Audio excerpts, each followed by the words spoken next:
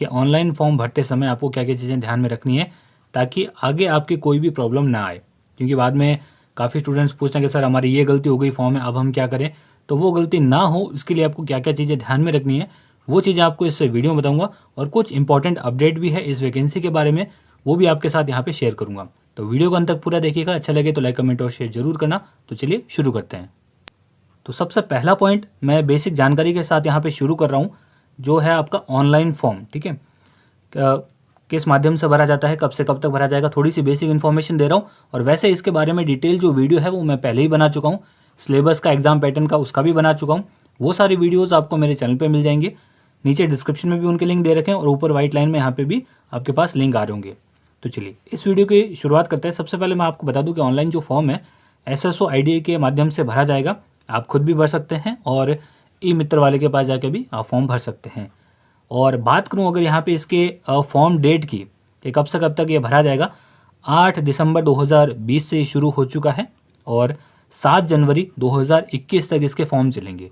देखिए last date को ध्यान में रखिएगा, क्योंकि एकदम लास्ट के टाइम में क्या होता है कि जो वेबसाइट वगैरह है वो क्रैश हो जाती है, चलती नहीं है। तो जितना जल्दी हो सके इस फॉर्म को भर देना अगर आप ये फॉर्म भरना चाहते हो तो। ये बेसिक सी जानकारी है। 2 वैकेंसी इसके अंदर आपको पता है, वन रक्षक की है और वनपाल की है। अगर आपको फॉर्म भरने हैं दोनों के तो 2 फॉर्म आपको भरने पड़ेंगे। ये जो बातें हैं ये वैसे मैं आपको बता ही चुका हूँ। वन रक्षक की बात करूँ तो 10th पास मांगा गया है, वनपाल की बात करूँ तो 12th पास यहाँ पे मांगा गया है। जो एक इम्पॉर्टेंट जो अपडेट मैं आपको बताना चाहता था वो आया है इसके एज को लेकर, तो ध्यान से सुनिएगा। अगर मैं बात करूं वन रक्षक की, जहां पे 10th पास मांगा गया है, उसकी एज की अगर मैं बात करूं तो देखिए 18 से 24 आपकी मांगी गई है एज। उसमें 3 साल की आपको सभी को छूट मिली है, हर एक कैटेगरी को, जैसे कि अनरिजर्व हुआ, OBC, सबको। ठीक है, 3 साल की एक्स्ट्रा छूट मिली। क्यों मिली थी मैंने आपको बता दिया था, क्योंकि 3-4 साल से वैकेंसी आई नहीं थी, इसीलिए अपर एज लिमिट के अंदर 3 साल की छूट सभी को मिली है। तो यानी कि ऐसा कह सकते हैं 18 से ये 27 हो गया है। और इसके अलावा SC ST OBC उनको जो एक्स्ट्रा छूट मिलती है वो इसके और ऊपर है। वहीं अगर मैं बात करूं वनपाल की, जो 12th पास आपका मांगा गया है, उसमें एज की बात करूं तो 18 से 40 है, यह मांगी गई है। और इसमें भी आपको हर एक कैटेगरी के लिए 3 साल की एक्स्ट्रा छूट मिल रही है, प्लस आपकी जो कैटेगरी वाइज जो छूट मिलती है वो अलग से है। ठीक है, जो रिजर्वेशन की छूट है वो अलग से है, 3 साल की छूट सभी को है, यानी कि इसको आप मान सकते हो 18 से 43। इसमें जो इंपॉर्टेंट अपडेट आया था, कल ही आया था, कि ये जो आपकी एज काउंट होगी कब से कब तक काउंट होने वाली, यानी कि एक एग्जैक्ट डेट होती है जो पहले बताई गई थी 1 जनवरी 2021। ऐसा बताया गया था कि 1 जनवरी 2021 को आपकी इतनी एज हो जानी चाहिए, लेकिन कल एक संशोधित विज्ञप्ति आई थी, उसमें बताया गया था कि इसमें अब चेंजेस हुआ है। अब ये काउंट होगी 1 जनवरी 2022।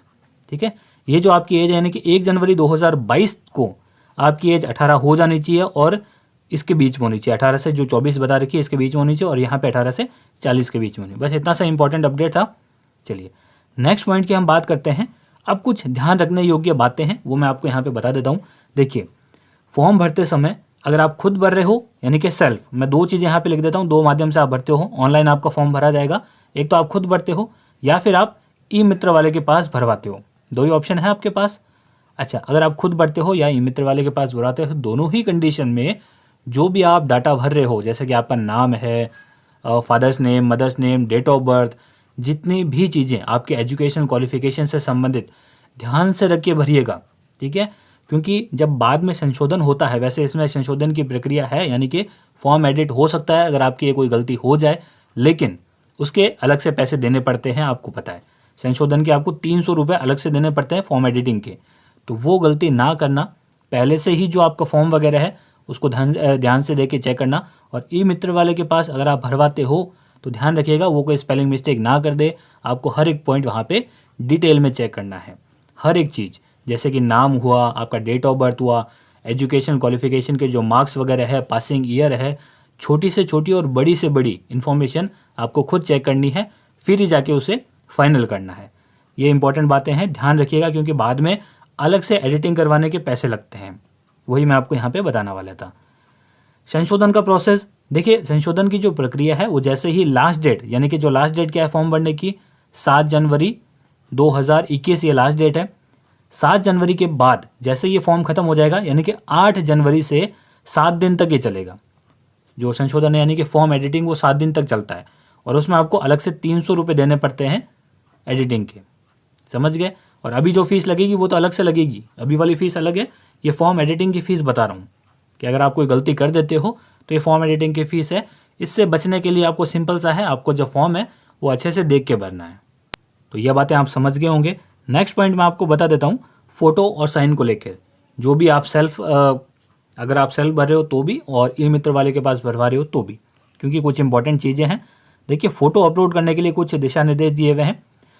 इसमें जो फोटो का जो आपका बैकग्राउंड होना चाहिए वो सफ़ेद या हल्के रंग का होना चाहिए, लाइट कलर का होना चाहिए आपके पीछे का जो बैकग्राउंड है। और जो आपकी फ़ोटो है वो रंगीन होनी, यानी कि कलर फ़ोटो होनी चाहिए। और मैक्सिमम आप मान सकते हो कि 6 महीने से ज़्यादा पुरानी आप मत लेना, ठीक है। यह चीज़ आपको वैसे पता ही है। मोबाइल से फ़ोटो मत लेना, यहाँ पे साफ साफ लिख रखा है। जो बाहर आप खिंचवाते हो उसे वही करना। उसके अलावा देखिए, एक दो चीज़ें और मैं आपको बता दूँ यहाँ पे। अगर किसी के नज़र का चश्मा लगा हुआ है, नज़र का चश्मा, वो धूप वाले चश्मे नहीं, नज़र वाले, ठीक है, तो उनके लिए यहाँ पे देखिए पॉइंट ये वाला दे रखा है आपको। यदि आप चश्मा पहनते हैं तो फ़ोटो खिंचवाते समय चश्मा पहन सकते हैं, लेकिन चश्मे पर उसका फ्लैश नहीं होना चाहिए। आप चश्मा पहन के फ़ोटो खिंचवा सकते हैं, जिनके नज़र का चश्मा है, सिर्फ उनके लिए बता रहा हूँ। और अगला पॉइंट भी आप देख सकते हो, आवेदक की फ़ोटो में काला या धूप का चश्मा नहीं होना चाहिए, यानी कि जो फैशनेबल चश्मे होते हैं, आपके गॉगल्स होते हैं, वो आप मत पहनना। सिंपल अगर आपके नज़र का चश्मा है आप पहन सकते हो, अलाउड है इसमें, लेकिन वही बात है, फ्लैश नहीं आना चाहिए। उसके चश्मे के जो ग्लास है उस पर फ्लैश नहीं आना चाहिए। साइज़ वगैरह यहाँ पे दे रखी है, ये आप आराम से देखिएगा।